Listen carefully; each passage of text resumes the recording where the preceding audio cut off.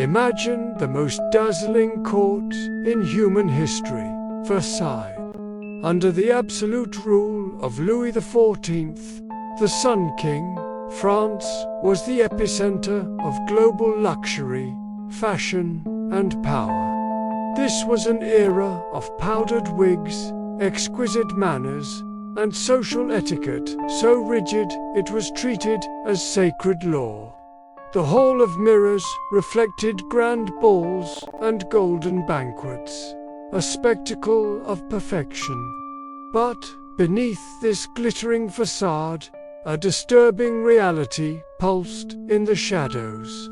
In the crowded, hidden corners of Paris, a world of unbridled ambition, venomous jealousy, and fatal conspiracies was festering.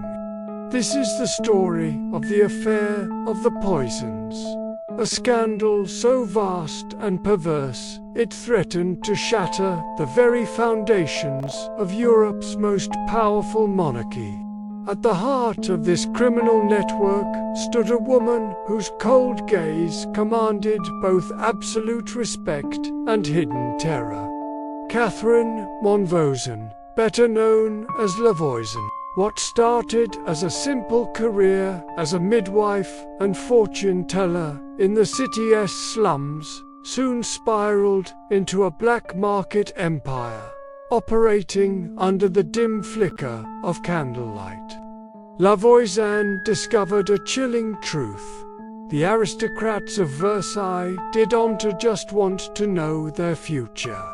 They wanted to force it to happen at any cost. She became the CEO of a dark industry, the primary purveyor of what were ironically called inheritance powders, a sophisticated euphemism for substances like arsenic, lead, and belladonna.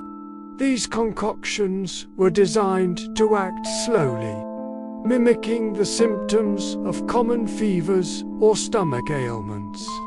They allowed nobles to eliminate rivals, parents, or spouses overnight without raising a single alarm. A rival for a position at court, an aging relative holding on to an inheritance, a spouse standing in the way of a more advantageous marriage, all could be discreetly removed from the equation. Lavoisin's poisons were the silent assassins of the French aristocracy. But her business went far beyond chemistry and glass vials.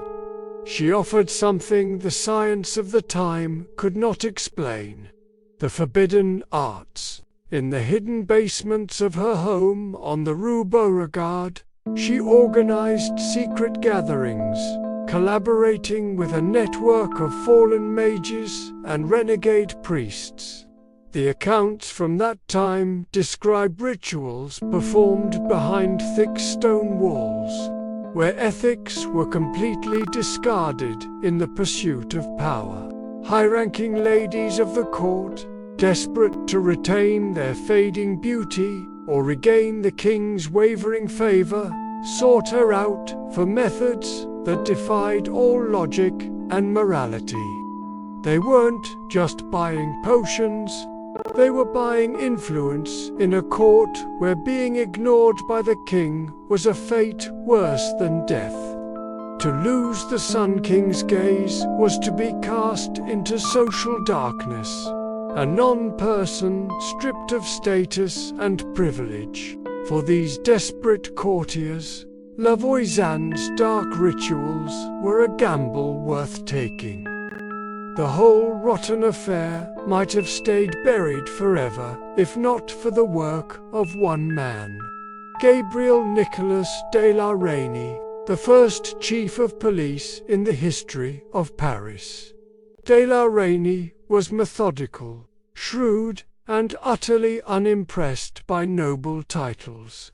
He began his investigation by pulling on what seemed like a minor thread: a small-time poisoner arrested for a petty crime. But as he unraveled it, he discovered a web of conspiracy that reached into the highest echelons of society. He uncovered a client list that chilled the very blood of the French establishment. The most illustrious names in the country were written there, in black and white. Suddenly, panic gripped Versailles. Distrust infiltrated every golden corridor of the palace. No one dared to take a bite of food without paralyzing fear. Courtiers watched each other with suspicion, wondering who might be next. Rumors spread like wildfire that even everyday objects, like a new pair of gloves or a simple letter, could carry an invisible, lethal touch.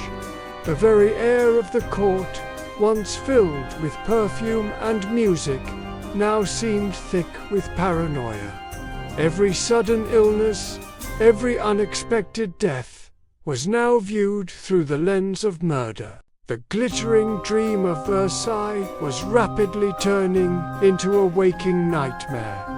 Then came the most explosive revelation of all. Testimonies began to point to the most unexpected person imaginable. Madame de Montespan, the Sun King's official mistress and the mother of his children. For years, she had been the most powerful woman in France, her influence second only to the king's. But now, she was being replaced by younger favorites. Desperate not to lose her position, she was accused of being one of La Voisin's most loyal and high-profile clients. Witnesses claimed she had participated in dark rituals, seeking not just to hold on to the king's affection, but to influence his will through forbidden means, practices that may have even put the monarch's own health at risk. The idea that the woman who shared the king's bed was involved in such dark dealings was a devastating blow to the heart of the French state. The scandal was no longer about jealous courtiers settling scores. It now threatened the king himself.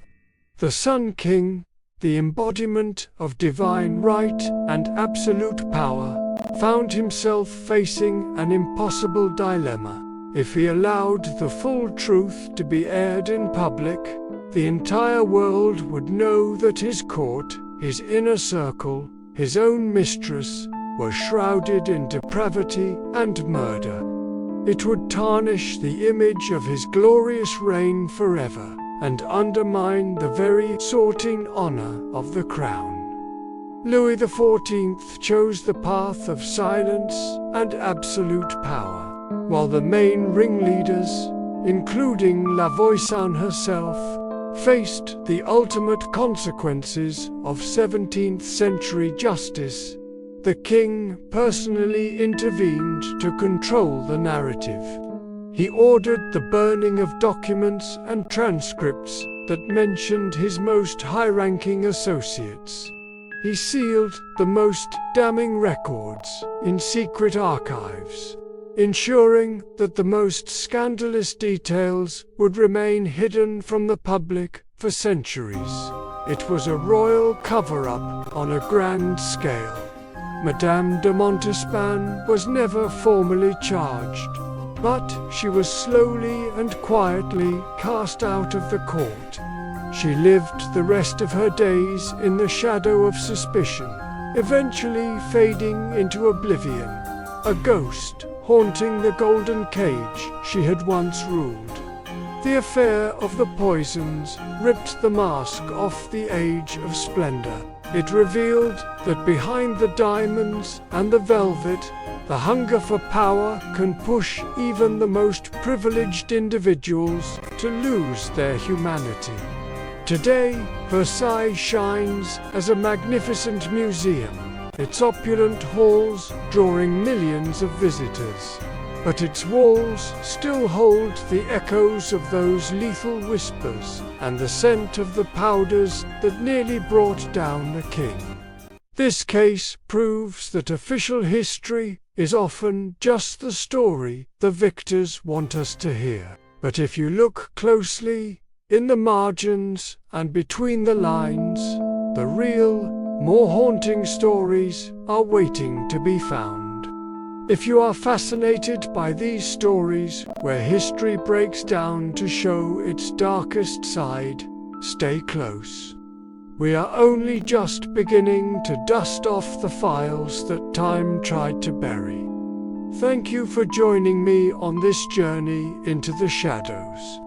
I will see you in the next case file.